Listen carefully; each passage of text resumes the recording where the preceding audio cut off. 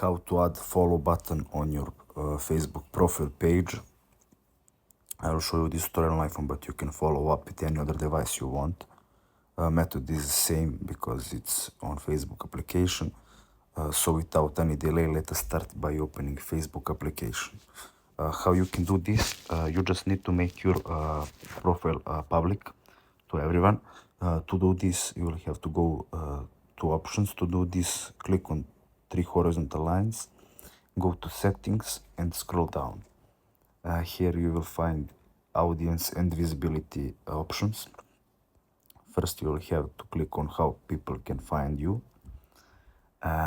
Your friends, who can send you friend request, set on friends of friends. Now go back and click on followers and public content. Who can follow me? Click on this option and click on public. You can also try professional mode.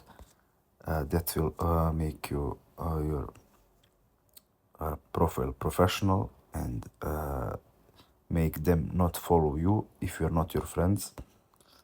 You can also try to view and share. Who can post in your profile? Friends, tagging also friends. So most important thing is these followers and public content.